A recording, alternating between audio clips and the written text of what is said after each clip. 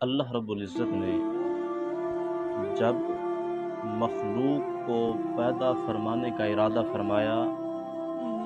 تو اللہ رب العزت نے اپنی عطا کو اپنی مخلوق کے لیے مخصوص فرما دیا، یا دوسرے لفظوں میں اس کو یوں کہہ سکتے ہیں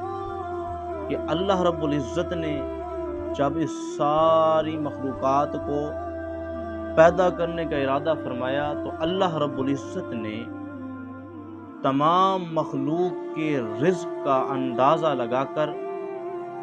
انوار صمدیت سے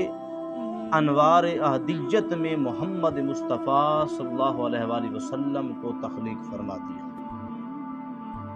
پیارے محبوب علیہ الصلوۃ والسلام کی جب تخلیق ہو گئی، پیارے محبوب علیہ الصلوۃ والسلام کو تخلیق فرما دیا رب ذوالجلال نے، تو اس کے بعد رب ذوالجلال نے تاجدار کائنات پیارے محبوب علیہ الصلوۃ والسلام کو نبوت سے سرفراز فرمایا، اور آپ کو آپ کی رسالت کے متعلق اس وقت علم ہوا کہ جب حضرت آدم علیہ الصلوۃ والسلام روح اور جسم کے درمیان موجود تھے، تو تاجدار کائنات پیارے محبوب علیہ الصلوۃ والسلام کو اس وقت بھی معلوم تھا کہ میں اللہ کا نبی ہوں، آخری نبی۔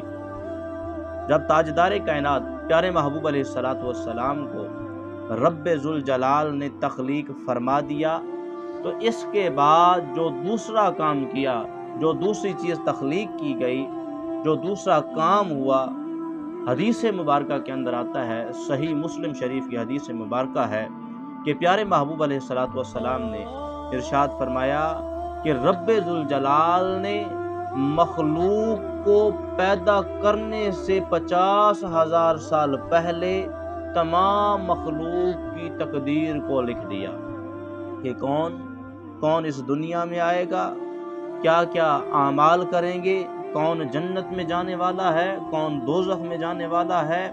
کون برے اعمال کرے گا، کون اللہ کی رضا کو حاصل کرے گا، کون اللہ کی ناراضگی کو حاصل کرے گا، کون جنت کا مستحق ہوگا، کون جہنم کا مستحق ہوگا۔ رب ذوالجلال نے پیارے محبوب علیہ الصلوۃ والسلام کی تخلیق کے بعد رب ذوالجلال نے تمام مخلوق کی تخلیق سے 50,000 سال پہلے تمام مخلوق کی تقدیر کو رب ذوالجلال نے جو ہے وہ لکھ دیا۔